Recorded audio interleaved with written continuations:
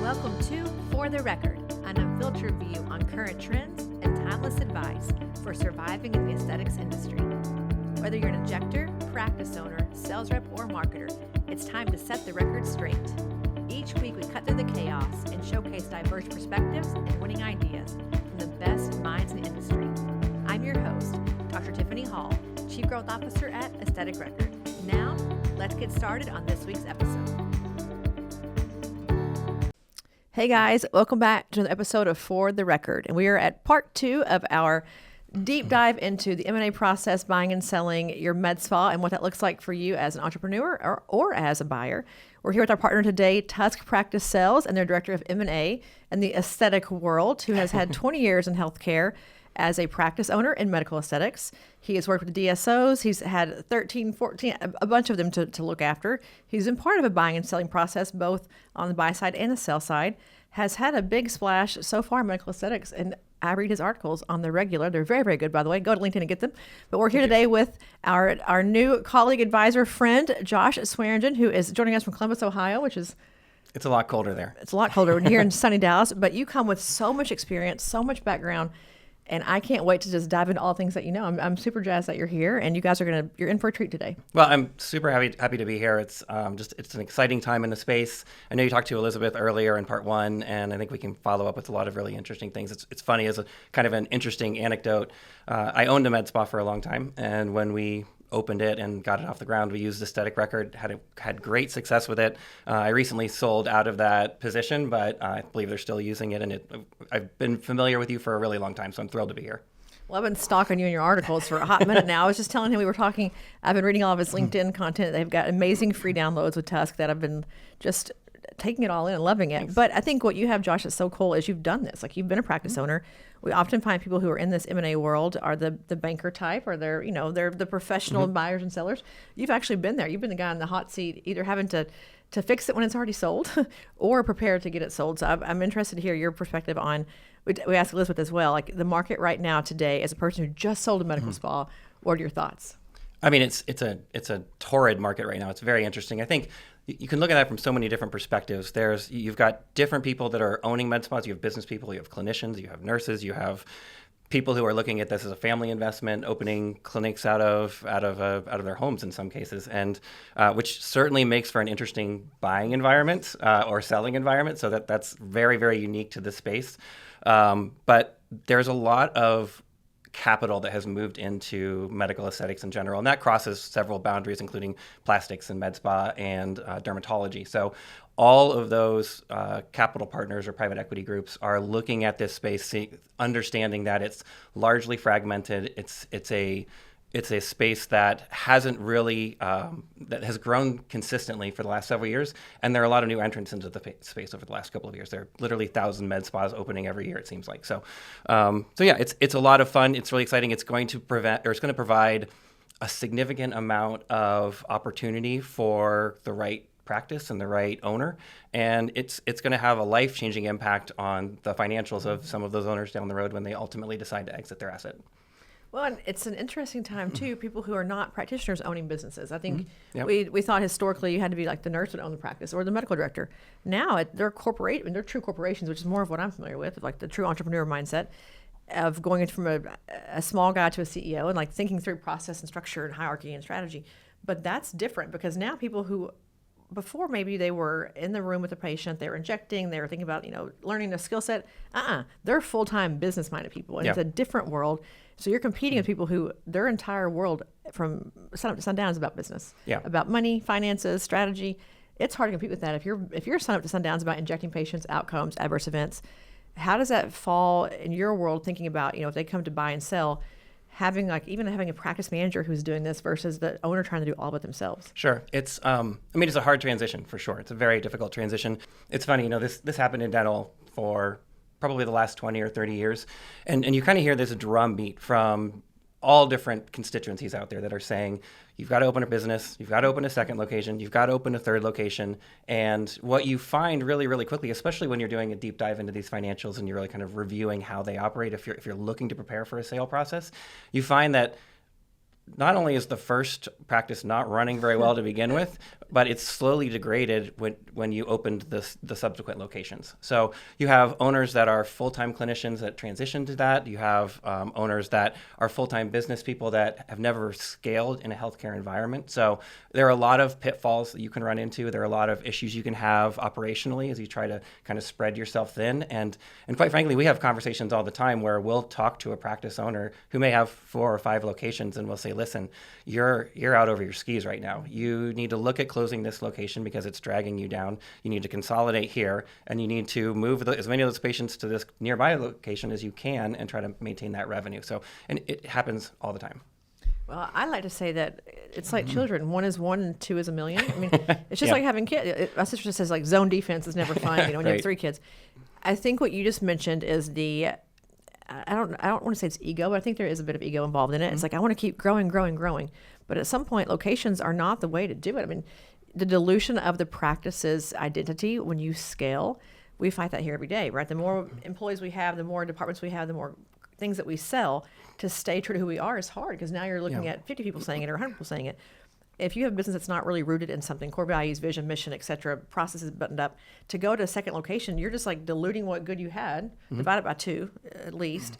And then the person who's supposed to be managing it all, now they were focusing on 2 children, not just 1 child. And I think it's an epidemic for some, because they think they have to grow, and they are hurting themselves so much more by trying to grow.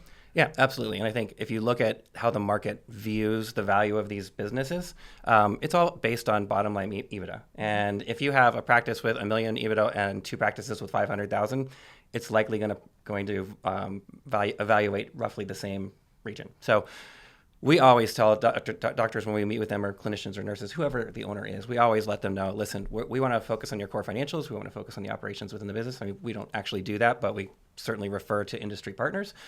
We want to get you in a position where we have a really high degree of likelihood that we're going to be able to find a lot of buyers and build a competitive environment around your process. So in many cases, you'll have, actually, I have a practice I'm working on right now.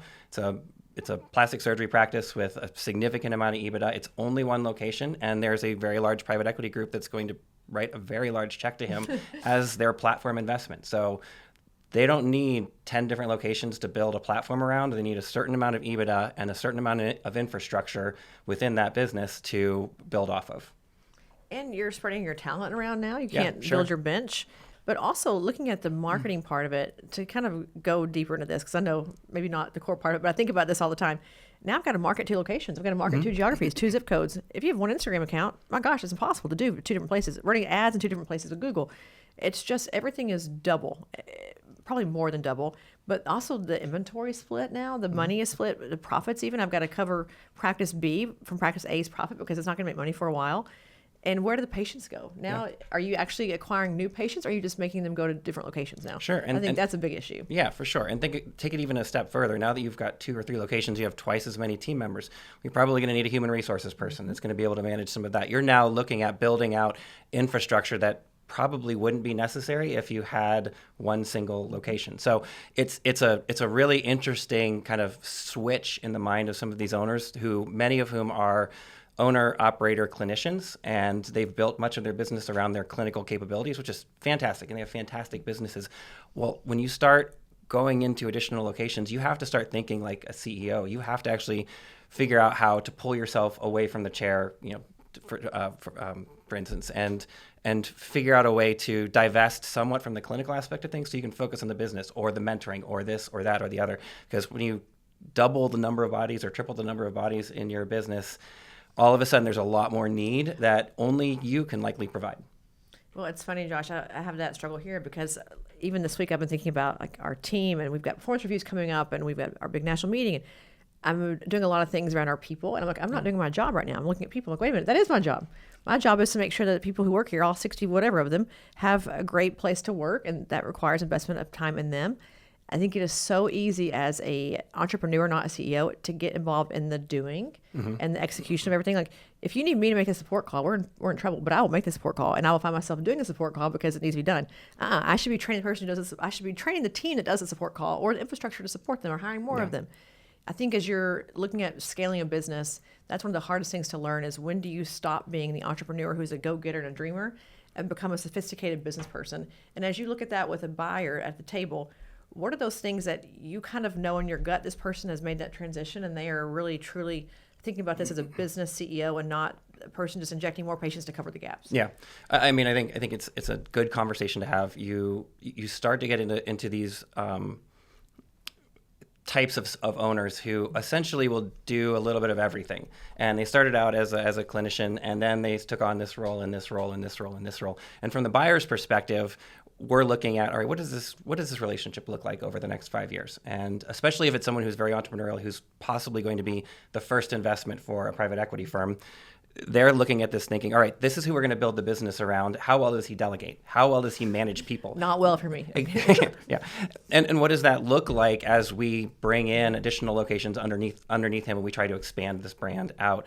And I think that what causes many of them to step back from a potential acquisition is, oh, we've got a doctor or a nurse or whoever, and they're literally doing every single job in this practice, and they can't delegate to anyone, and they don't trust anyone on their team to do this kind of stuff.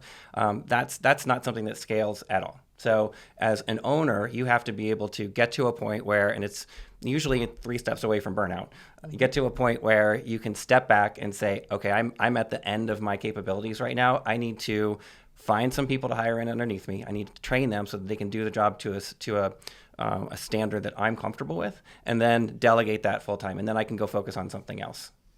Well, we have a saying here, if you have a process, we just actually had this with our CRM group. It's like, oh, we have only a few clients right now for this one thing that we're doing. We don't need a process. I'm like, but will it work when we have 1,000? If it won't work at 1,000, it won't work today.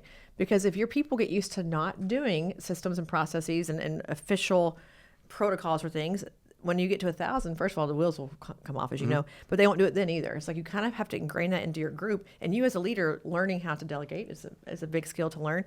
But as a private equity company, you just mentioned like looking at a person saying, I'm going to buy this business, and this person, that team is not used to scale. They're not used to process. They're not used to any of that. So you come in saying, we're going to now make you more efficient. We're going to cut costs here. And they're going, holy shit. They're coming in here slashing prices and throwing things around, and they're going to gut us. No, they're actually just going to give you good business practices. And so I think your team it's such a disservice to your team if you've not prepared them for that. And then you have a person who's a professional scaler come in, it's going to feel like they're getting their world rocked. Yeah, for sure. I mean, I think it's funny.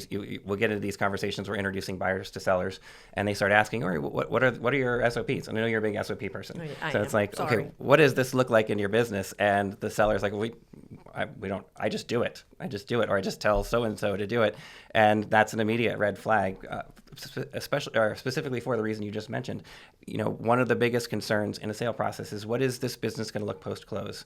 And what will it look like 6 months down the road? And if you've got team turmoil or you've got change over here or there or, you know, whatever the issue may be, that's going to cause issues with the investment within the practice. So the last thing that any buyer wants is there to be any sort of turmoil. Close, they want that business to operate exactly the same way pre-close as it did post-close. And if you're the owner doing everything, you can expect to be doing that for a while until they can get in there and figure it out.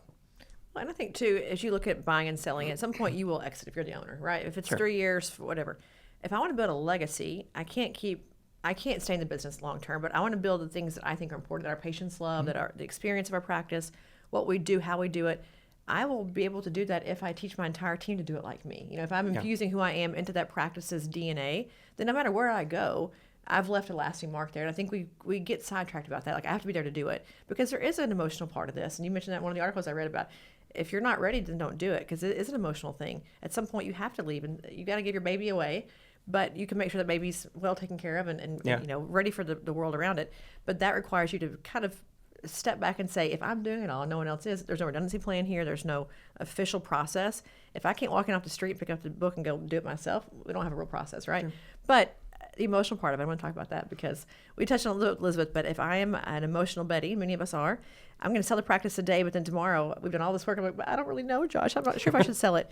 How do I know I'm in a good mental headspace to make that choice? Because we either need a therapist or an advisor. Which one do we need? Wow. So we joke about it all the time. We're both during the process. Yeah. So it starts out as an advisor, and then the last 90 days of closing, you are a full-time therapist. And we're available almost 24 hours a day, 7 days a week. And we get phone calls at midnight, 1 o'clock in the morning regularly leading up to closing. And some of the conversations are hysterical. They're just you're just sitting there shaking your head thinking, why didn't we talk about this earlier? Or we did. We or knew we did this talk, was right. coming. This is not surprising. Exactly. We knew it was going to happen. Exactly. So I think what you're touching on is actually my favorite part of the process. And I think we do a lot of work at the front end to make sure that the sellers understand what they're getting themselves into and also understand what they're looking for post-close. Because a lot of them will come to us and say, I'm getting closer to retirement. I need some sort of a transition strategy. I don't really know what it looks like. Can you sell my practice? And sure, we can. But in today's market, if you want a premium on your practice, you're going to be asked to stick around at least 3 years and probably more than likely 4 or 5 years. So getting a feel for what your goals are and what you would like the post-close life to look like is critically important. And then we can start aligning interests and we can start finding buyers that fit. And I think you can tell in every single instance, you can tell when that match is made because it's a little bit magical, and the sellers all of a sudden are thinking, wow, this is going to be fun. This is going to be really, really good. And it can provide generational wealth for the sellers. It can provide an incredible asset for the buyers. And as long as the cultures align, it's a perfect fit. Well, I feel like it's like a first date. And you're like, I can see myself marrying this person. I have not had that experience, Josh, but I guess people could. But you mentioned the generational wealth part and just the exit strategy. If you are 5 years out, like start now. Yeah. Because what I do think happens is someone's like, I'm going to sell now. And then they realize I can't retire. Mm-hmm. Wait a minute, I've got to stay on. That 5-year mark is a good cushion of, it's going to take you probably about a year to get it all done, sold, everything to happen. And then you're going to stay on for a couple of years.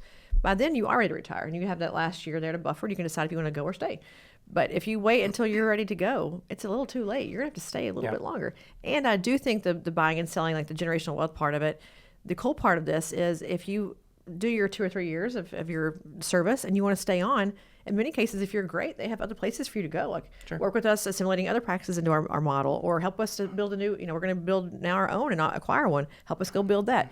You can find ways to be very, very useful to a company. If you're great at business and you've done this M&A process, like I know about you've gone through the process now on your own. Mm-hmm. The value that you have in doing that, having done it even just as you're, as a person doing it once by yourself, additionally, all of the things that you do with, with Tusk and other people, man, the knowledge is paramount. Like anyone would hire you right now to come work in their business to do that. I mean, you write your own check. I get offers somewhat regularly. Yeah, it's a huge opportunity for people to do that. So, give us an idea. If you're a practice saying, I don't know yet if I want to do this, how do we help them decide that? What is the moment of you saying, it's time?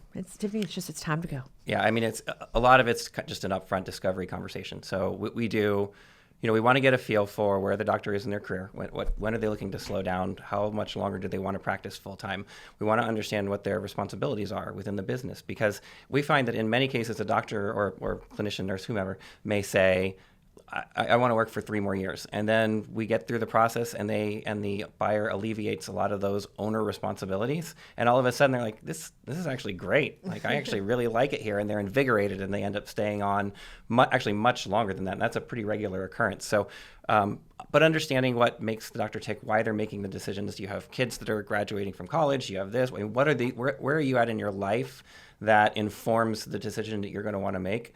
That's one of the pieces of the pie that we really want to understand really, really well. And then the other is, let's look at the financials. So what do you need to retire comfortably? And how is your business in a position where you'll get what you need out of this? And that usually involves a conversation with the financial advisor, wealth planner, whomever.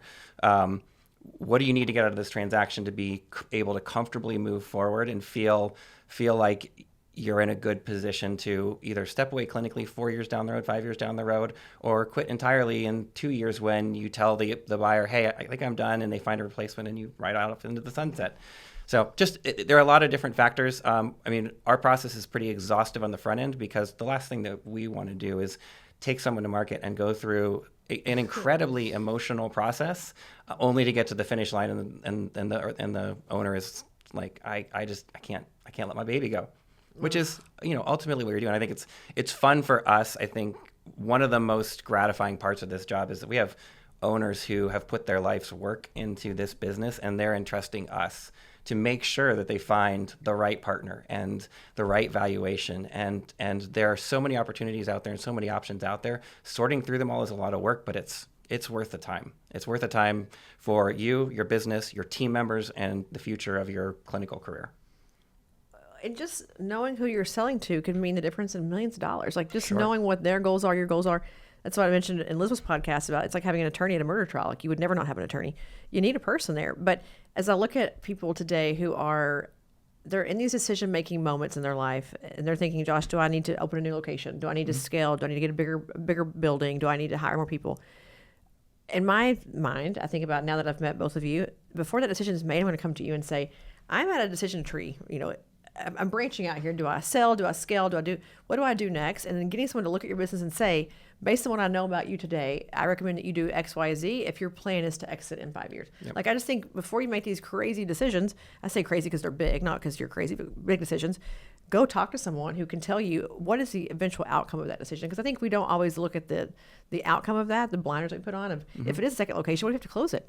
What's it going to do to your balance sheet? At the end of the day, if you have to open and close, you get out of a lease, you have it to the landlord, it doesn't work. How long does it take for that location to become profitable after you open it? What kind of a drag are you putting on your numbers by opening the business? And can you hire the talent to staff it? Sure. And by the way, is it going to cannibalize your existing patient base because they're now just going to go either to turn left, turn right, but it's the same patient. You're not doubling your patient base. I think there's so many decisions there that we don't often think through because we're not thinking about exiting. But at some point soon, we're going to have to all exit. Like everyone here is going to be all consolidated in a few big players. It is happening. And so before you make those decisions, I think you need to go talk to somebody like Josh. Yeah. I mean, I think it's, we have those conversations all the time. We have them referred to us by referral partners, or they'll reach out via a marketing link or something like that. And I had a conversation yesterday with a very large med spa out in Arizona. And they were kind of wrestling with, they've basically maxed out their facility, but they're kind of wrestling with whether they buy a new location or add a new location or buy a new facility, build it out, and add operatories. And during the course of the conversation, they basically said, listen, our exit plan is probably 1 to 3 years. We'd like do to nothing. Right, exactly. That was exactly the conversation. So we walked through, okay, if you open a de novo, what is that going to look like? If you move, what is that going to look like? How much capital are you, or how much debt are you taking on to put this business together? And how long is it going to take you to work out from underneath that? And in the sale process, if that new location has a lot of debt and doesn't have any EBITDA attached to it, it's just an anchor, a drag on the eventual enterprise value you're going to receive for the business. So having some of those strategic conversations is helpful. And then, ultimately what we came to was they're going to buckle down. They have a small little room that they can kind of retrofit with an additional chair where they can put an additional injector in there because they're booked out forever. So they can maximize some of that, build up the numbers over the next 6 to 12 months, and then we're going to take them to market in 6 to 12 months as a single location that will sell as a platform. In that case, I'd raise my prices just a little bitty bit, so I could say, "Listen, to come here is exclusive." Then you can make the money without having to actually build out more places. But 1 to 3 years, no, gosh, don't invest in that. That'd be terrible. Yeah, it'd be terrible. It was. They had all the best intentions, and they had been to a bunch of different conferences, and the conferences had said, "Hey, if you want to be attractive to private equity, you need additional locations." And I can tell you honestly, it doesn't matter how many locations you have. It really doesn't. I mean, unless you're getting well above the middle market, so middle market would be, probably $3, $5, $6, $7 million in EBITDA. If you're getting up into the 10, 20, 30 million in EBITDA, you have to have some diversification of that revenue. So, which very, very, very few businesses are there. But it's an interesting conversation, and it's hard for the owners to kind of wrap their head around it. But just maximize what you have in your 4 walls, and your value will be commensurate with that. I think it brings up a good point, though, when you go to conferences that you mentioned they heard at the conference, you hear the craziest stuff. Like even with reporting, we hear KPIs, people will kind of be asking for us to build things like, what would you want that number for? That number is absolutely meaningless to you, but they've heard somewhere on a podium that this one number that's like some wild hair thing is going to change the business. I'm like, listen, as a person who lives in financial sheets every day, that is useless to you. Right. But I think people make decisions because we don't always know. If you're a person who's a practitioner, medical school, PA school, nursing school, that's your game, right? You do that really well. You're not going to business school. You don't know, nor should you know. You're having to learn this on your own. But there is a lot of misinformation out there. I think the idea of you have to scale and you have to grow is not true. I tell people all the time, don't grow. Like if you're comfortable with where you are today and you're profitable, go do that. If you want to be a lifestyle owner, there's no reason for you to grow. Like you're comfortable, you're making good money, stay there. But the numbers thing makes me just crazy, Josh. I hear these wacky numbers. So if you're looking at a practice today saying, are you or aren't you worthy of us working with you? what are the KPIs that you focus on? I know EBITDA is obviously the golden, that's the golden handcuffs for all of us, but what are the other metrics that really you think drive that number or drive home whether or not a buyer wants to invest? So I'll answer that a little differently than you asked it. Okay. So it's less about the specific metrics. I mean, the EBITDA number is where what the valuation is based off of. So, a $500,000 EBITDA number is a really good, healthy number to go to market with, and anything north of that is great. Anything below that, and you're starting to limit the buyer pool a little bit, but anything above 500, you can find a really healthy buyer group. What they are really looking for is, and this is any private equity group, any strategic that's out there, they want to defray risk. So they're looking at it from the perspective of what kind of key man risk is associated with that. And that's something we run into in this space every day, the time. Sure. All the time. So if you're the primary owner and the primary clinician and you're hoarding all of the laser services and doing all of the best stuff because you can, and you've got an esthetician over there and an injector over there, whatever, but you're 90% of the revenue, that's a big red flag, because from a buyer's perspective, the first thing they're going to think is, what if something happens to you? Like, you're our insurance policy. What if we write you a big check and then you decide you kind of would like to retire? Like, that's an issue. So the more, as you're preparing to go to market, the more you can spread out that risk and then look at it from that perspective. All right, what in my business is risky? What's attractive about my business? Understanding that, and I actually wrote an article about it. You can find it on LinkedIn. But understanding what they're looking for in the structure of the business is actually more important than the KPIs. I mean, you hear a lot of things about, they all ask, how much Botox and filler are you doing? And the reason they ask that is because they have incredibly well negotiated contracts. So they want to know what the pickup is going to be. You're buying it for X, I can buy it for 40% less than that.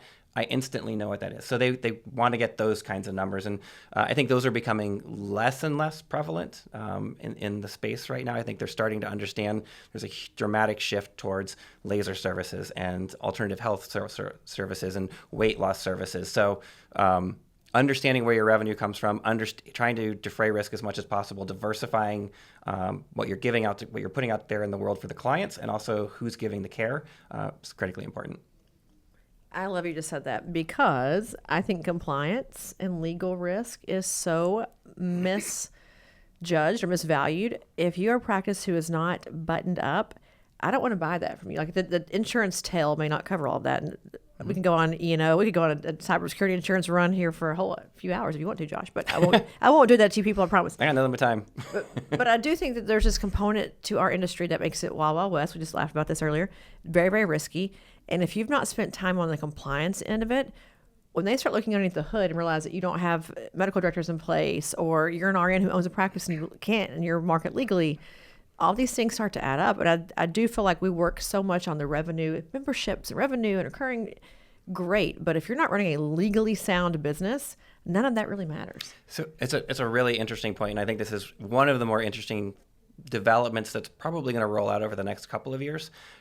Anytime you have private equity enter the space and there's some level of consolidation, regulatory change follows very closely behind that. And the reason for that is you have groups that are now crossing state boundary lines, buying practices. So they are actively lobbying for some level of standardization across every state.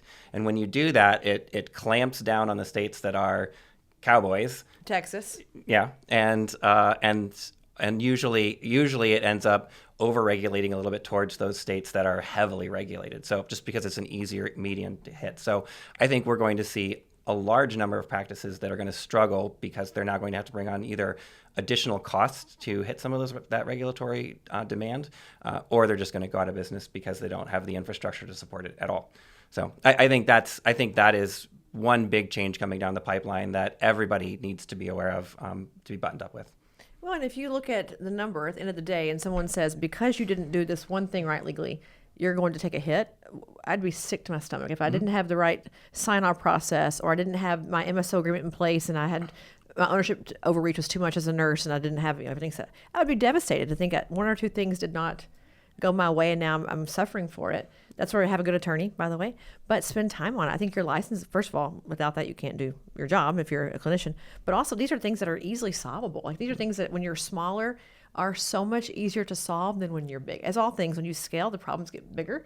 And the money sometimes gets smaller, but the problems get bigger. I think that the compliance risk, as you mentioned, they've got deeper pockets, in many cases, very, very deep pockets and state lines, they're a great target. They don't want that. They want to eliminate the risk. I think the key man thing is a huge deal. If your practice can't run without you, then it can't run without you. Like it has to be able to run without you being the one to do all the work. That's a very hard pill to swallow for many of us. That's got to be a thing in the top of your mind is if I can't delegate and let things work without me there, then no buyer wants to buy me. I can't, I'm not the practice, right? It has to be independent. So if your name is on it as your first and last name, fix that, number one. That makes me crazy. Absolutely. I can't scale a thing as someone else's name. Make it a cool name, not your own name. But I think that these are things that as your checklist, comes into vision of like compliance, yes, money, devices, even like the device thing. In Ohio, you guys have crazy rules about institutions can't do certain things. So if I'm in practice looking at this saying I can't compete with the market next door because I can't do what they do, yeah, you can't. Legally, you can't in Ohio. You got to find another way to grow. You got to find other things. And if you're a business who's good, DNA-wise, you're good at what you do, you can do functional IV. It doesn't matter. You can start to move with the market. You're not tied to only doing filler and toxin because what you know how to do. You can be very agile. I think it's important too as a buyer to say, what can Josh's practice take on functional wellness? Sure. Yes, he built a great business. He can take on whatever he wants it to because he has things in place to make that happen. And we are diversifying intensely and in a very quick and probably loose way around here in aesthetics right now. And you've got to be ready for that wave. Yeah, and I think to go back to a point you made earlier, the transition in a practice transition in a sale environment is important, and you can bet that whoever is ultimately going to buy you or partner with you is going to have their regulatory items buttoned up. And if you're not, well, you would hope so, yeah. I mean, hopefully all the people that are listening to this do too. But if you don't, and your team is not accustomed to it, and your business doesn't operate that way, it's overnight. You're going to have to come into a compliance, and that's going to be difficult. But it's even like pay. I think about commission. Commission makes some blood just boil in aesthetics. You can't fee split. I'm like, how do we not all know this by now? We should all know you can't freaking pay commission on injectables. Get them in the mindset now of productivity bonuses, of looking at their metrics and scorecards, because when you get bought by a corporation, guess what they don't do anymore? Commission on things that are legal to commission. They're going to do things by the book. It's like just thinking about the way a business should run.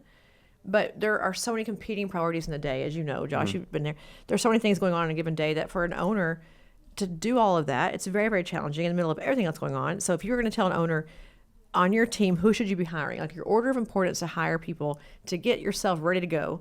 Is it your practice manager? Is it your advisors, accountant, lawyers? What is my plan to staff up for preparation for this? I mean, you have to have a team, so it'd be hard.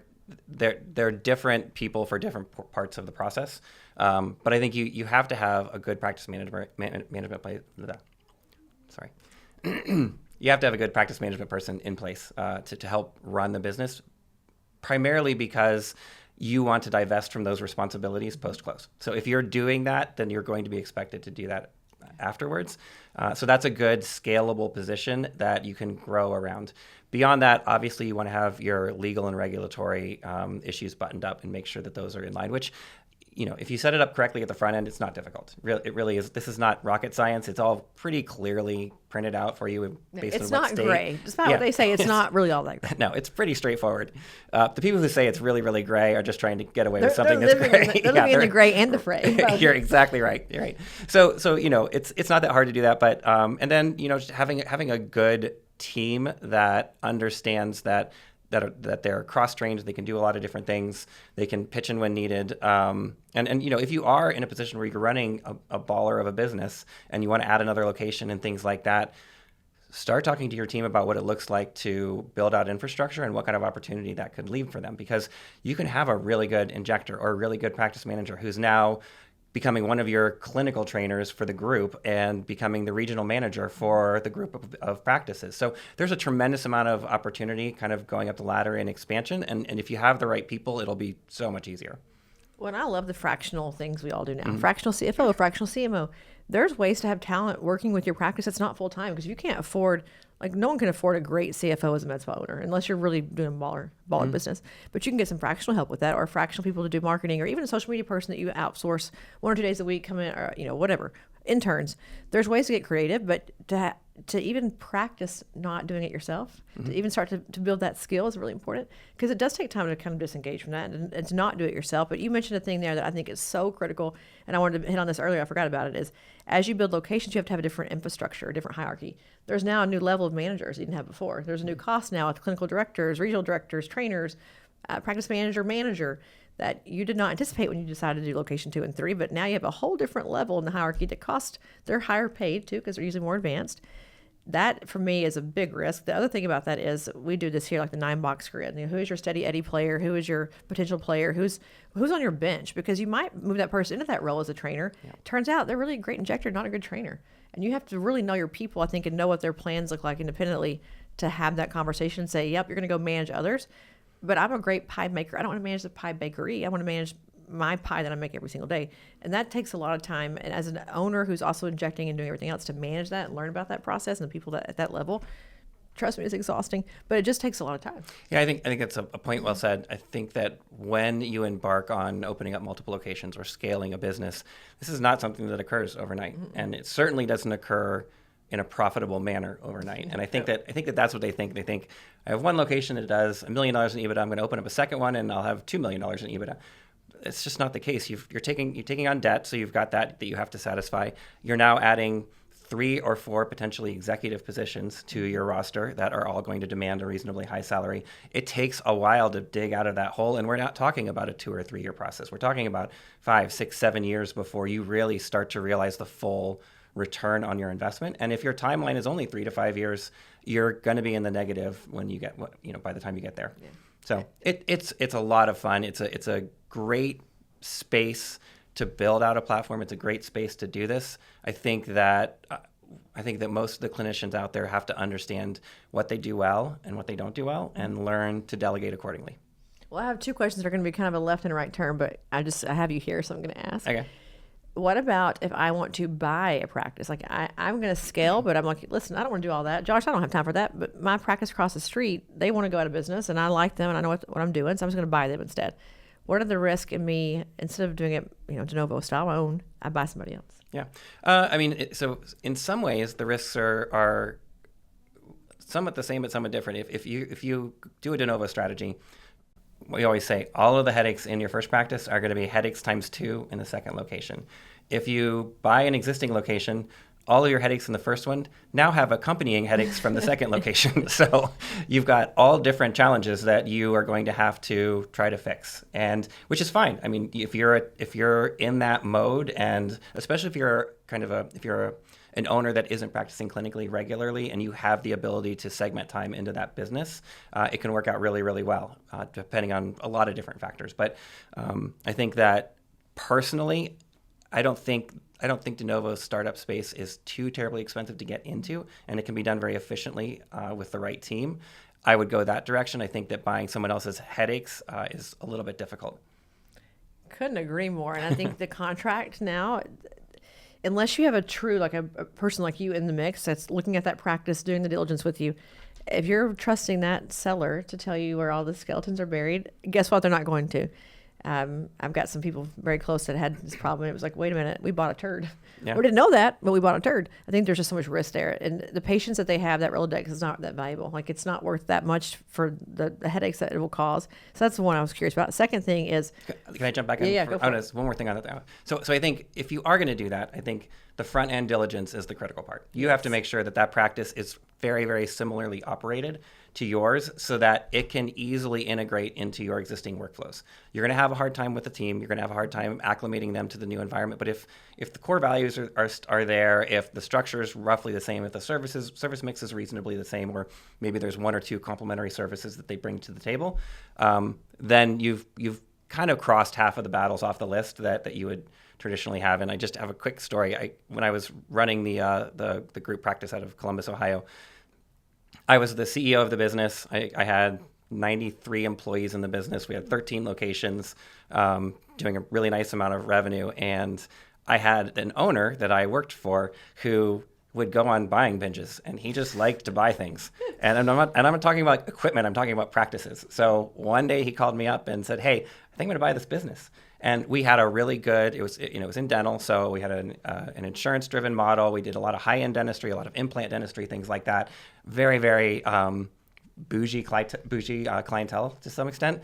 And we go to look at this practice that he wants to buy. It's a homeopathic practice in like the middle of nowhere. Doesn't fit what we do at all. And we had a really kind of tough conversation. He ultimately ended up buying it anyway, and it was a mountain of headaches for me, not for him, for me. It was a mountain of headaches to kind of get it fully integrated into the business. But all of those could have been alleviated if he had kind of taken that capital and pointed in a different direction and found a practice that was a better fit for us. So much to unpack there, Josh. I think that if you guys have heard of Jack Welch and GE, we talk about like jettison business units all the time in business school. Like, when things don't fit the portfolio, get rid of it. Yeah. You think you're going to grow, but if it doesn't fit your core vision, your core mission, you can't get people to do two things really well in a business. It's not possible. Like, you have to kind of follow one path. You can't have two distinctly different ways of doing business under one roof, or it pulls and tugs too much that you lose the operational efficiency of scale and scope. That is a prime example of that. Of like, now we're learning a whole different business with our 93 employees. Yeah, and it's funny. We've actually already you traditionally see this at the front end of consolidation because a couple different things happen. I think you and Elizabeth may have touched on it a little bit, but you have a lot of capital coming to the table and wanting to make purchases, build out groups, get involved in the space, and a lot of them don't have any provider-based healthcare industry knowledge or experience or anything. They've never done it. So you get a lot of these buyers that are not disciplined. They don't know what exactly they're getting into. They just know that they have nice revenue and profit numbers attached to them. And you see that, and we saw it a lot in dental. We've already seen it a couple of times in metaesthetics, where you get these groups that get really big, really fast. They buy everything that's for sale that they can find, and they get over their skis. And operationally, they have no ability to actually integrate these assets and make them a functional business unit.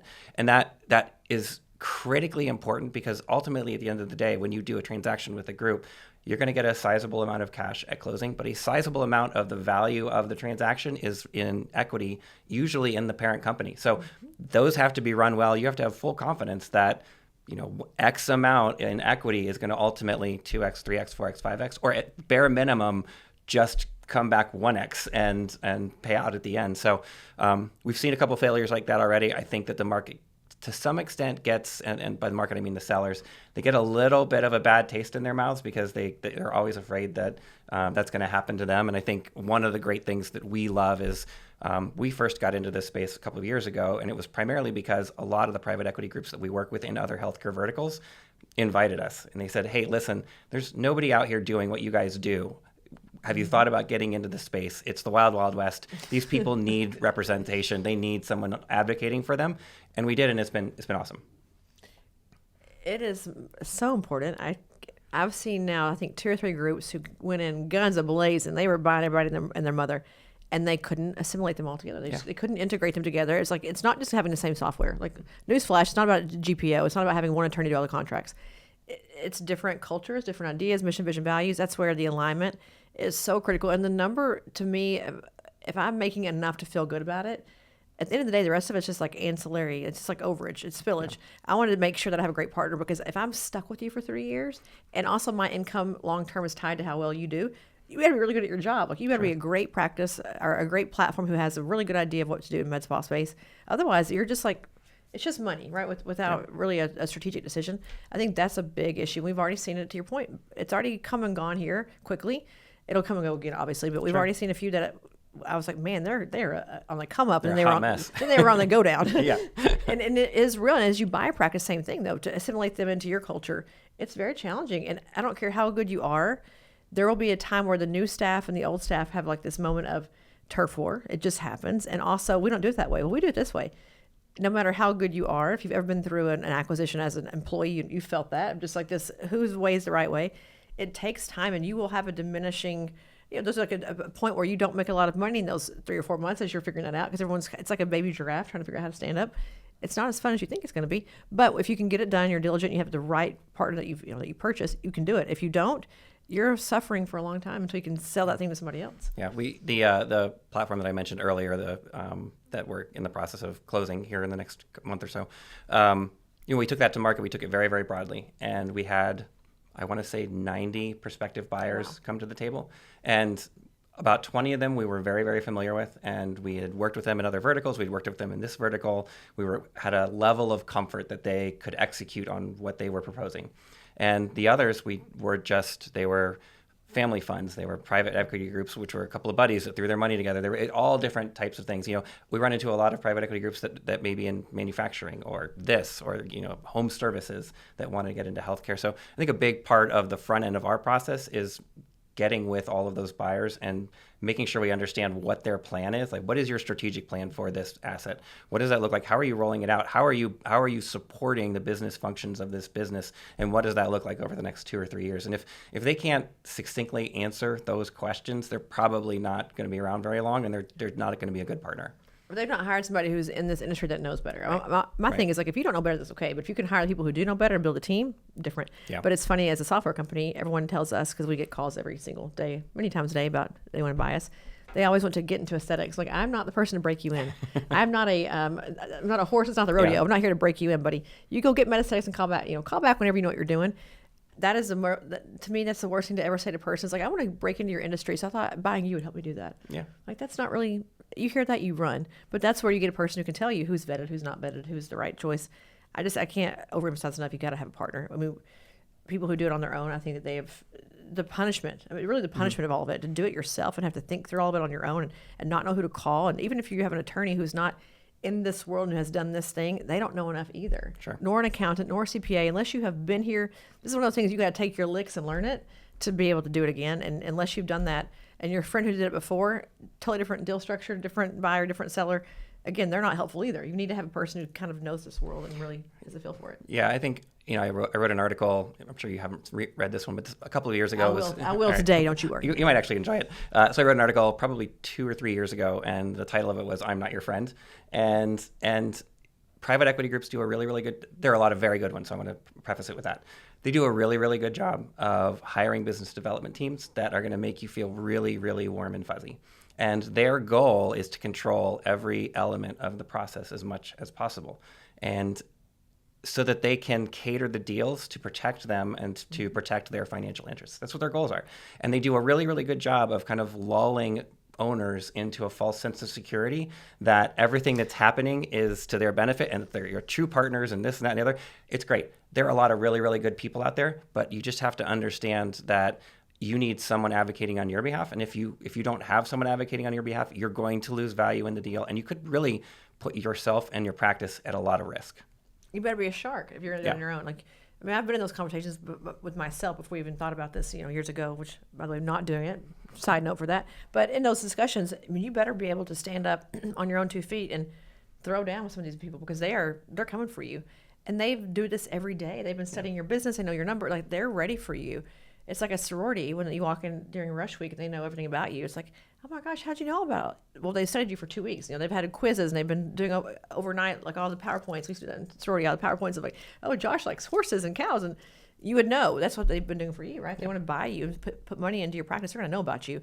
You're just trying to survive in your day-to-day clinical world and also figure out all of your paperwork and the due diligence stuff. It's a lot to do. But brings me to my second question for you. The other one. The franchise. Everyone's buying a franchise right now. We see people, I know VO is a big one in the market. If they've owned an Orange Theory, they've owned a European Wax, they've owned 24-Hour Fitness, they're going to buy a med spa franchise. You can almost put your money, your retirement fund on that. They're going to buy one. I think that is crazy town because the markets are way different, or the overall world's different. But we're seeing the franchises get bought up like wildfire. What is that going to do for us as an industry in 3 to 5 years? Well, I mean, it commoditizes the industry significantly. So, and I think you can look at the franchises almost similarly to a private equity play.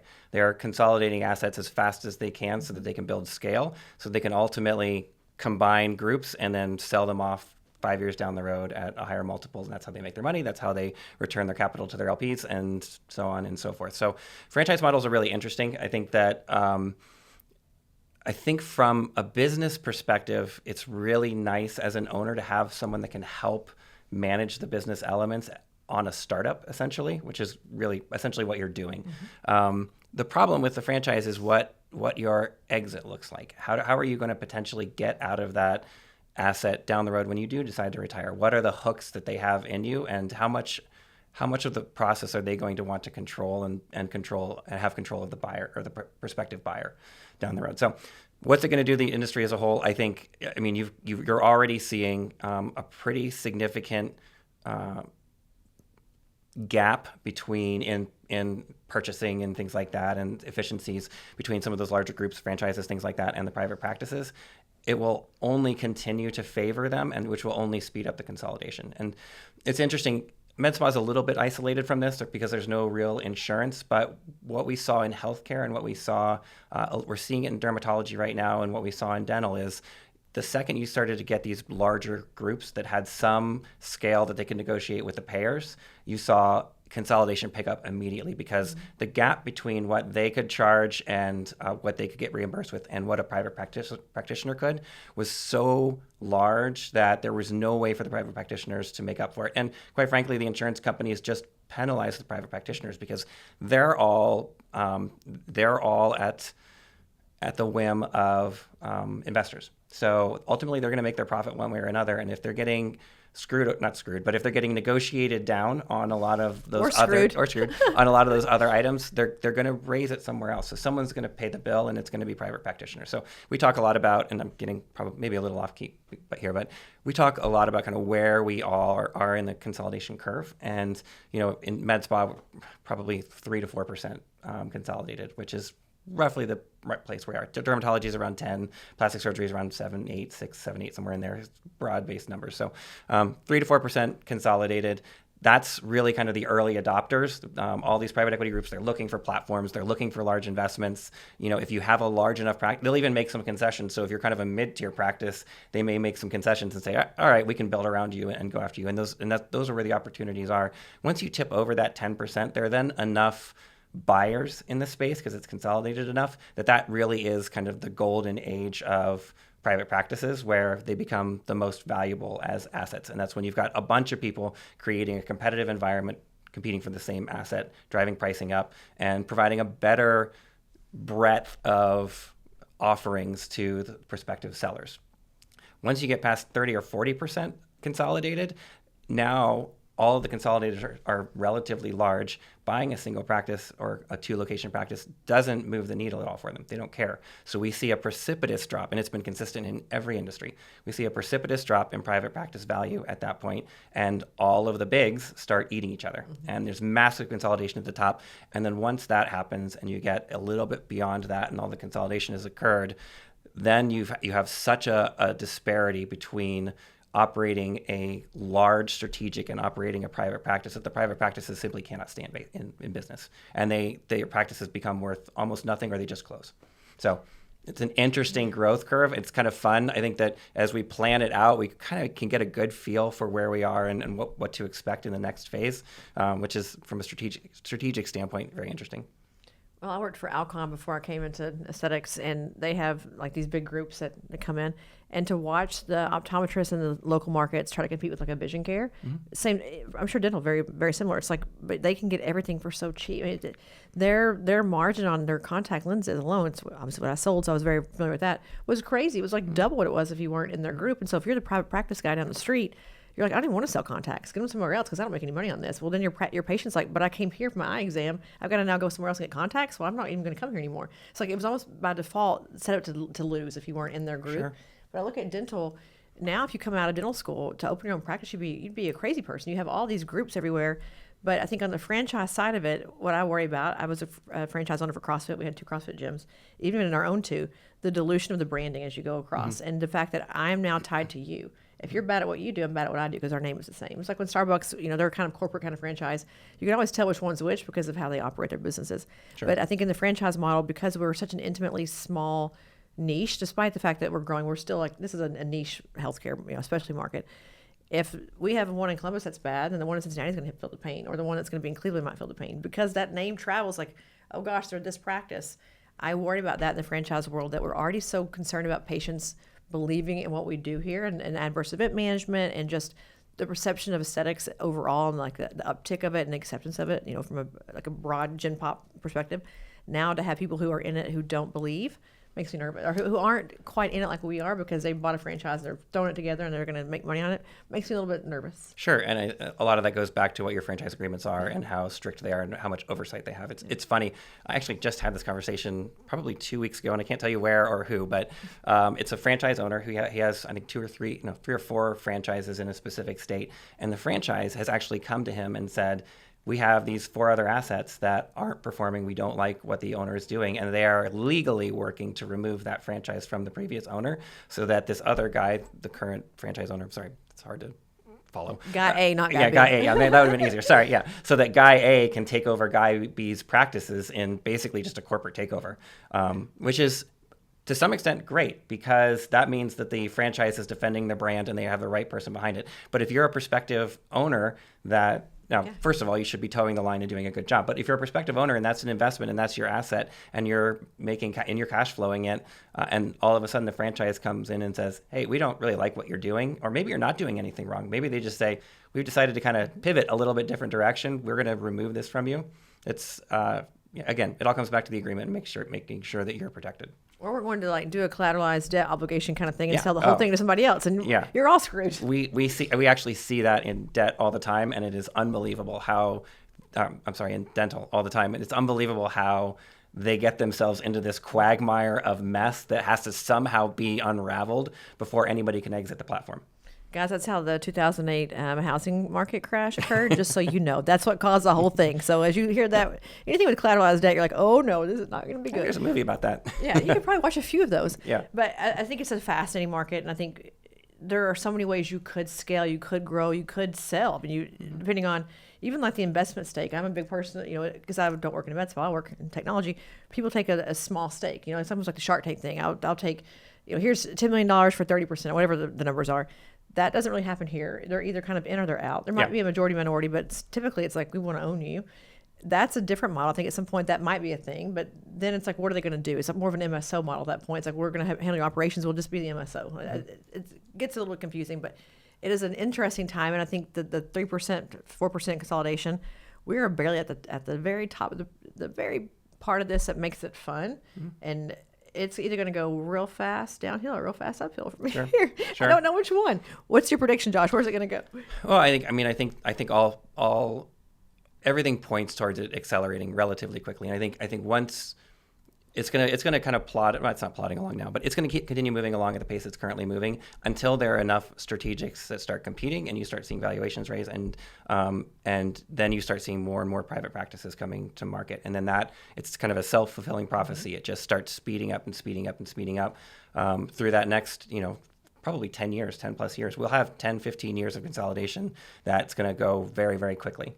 Well, what I look forward to is that part. So as we force the market into consolidation, it will force practices to operate better, smarter, more sophisticated. So whether you want to do it or not, as everyone around you is doing it, it's going to force you, in order to compete, to have your marketing locked up, to have your talent management processes done, to have your SOPs. You won't have a choice. So this idea that we can kind of like, we have all done in the past 10 years, we've made money despite ourselves, or in spite of ourselves in any case, because the market's grown. At some point that won't be the case. We will outpace that growth with, you have to be a great business person. So as you're thinking through your practice growth today, what you do next, one is, do you have a new location? I don't know. That's a discussion to have with someone else. Or do you grow your one location bigger, or do nothing and just ride the wave?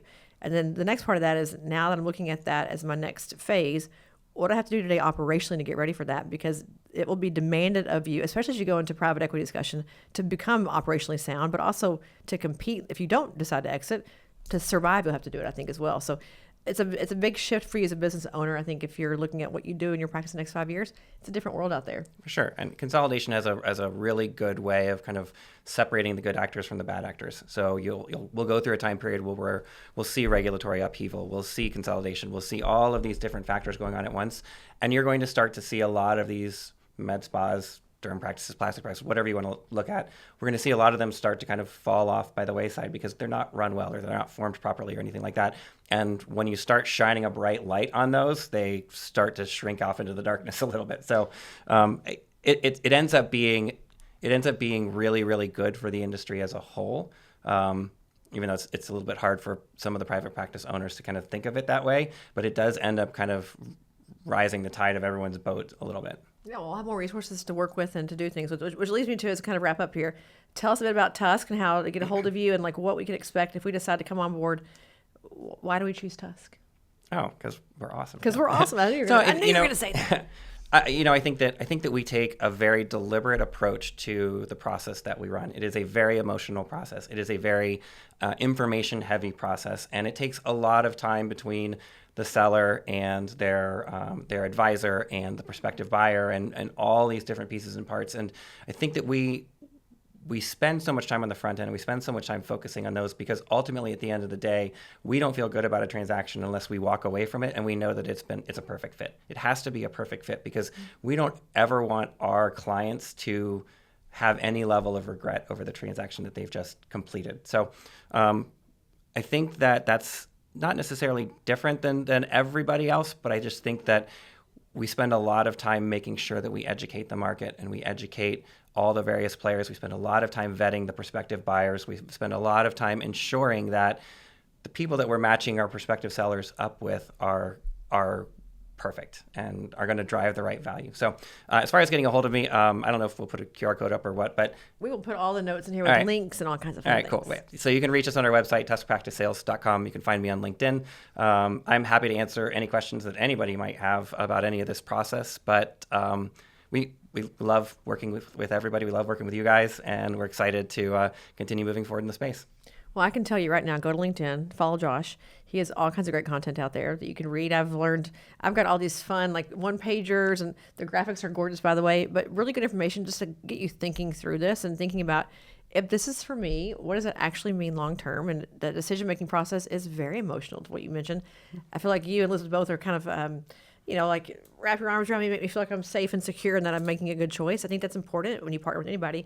But a lot of great content out there, and I think Tusk does some really cool stuff too in your practice or in your offices to get people a mini MBA or an education. So look for those things coming up. And if you're thinking about doing this, you're thinking it's time for you, then go talk to Josh, talk to Elizabeth, talk to Tusk, and see, is this even in my world? I mean, am I delusional in thinking that I'm ready, or am I actually ready? With a few tweaks here and there, because if the answer is yes, start early. Don't wait, because it takes, what do you think, a year or 6 to 9 months maybe? I mean, timeline's a good thing to touch on really quickly. So, so if you have a practice valuation done, by the time you get through the valuation and you put the go-to-market materials together, you run all the modeling, you do all the financials and all that kind of stuff, that takes about 3 months after an engagement agreement is signed. It's about 3 months in market and about 3 months of closing.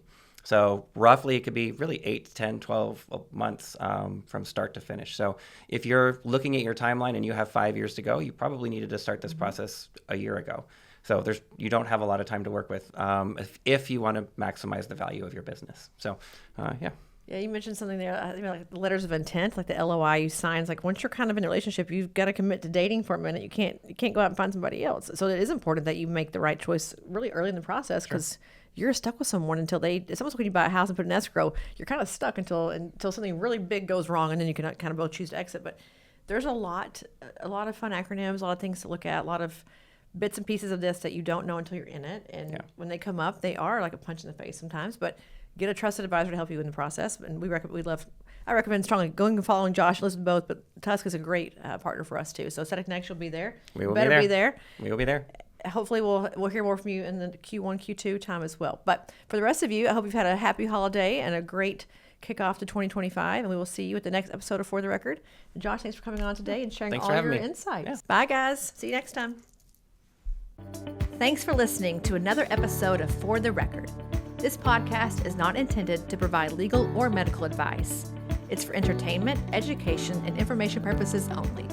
For more information on this week's guest or to get started with Aesthetic Record, email us at info@aestheticrecord.com. Be sure to tune in next week for more fresh perspectives on disrupting the status quo and surviving in the aesthetics industry.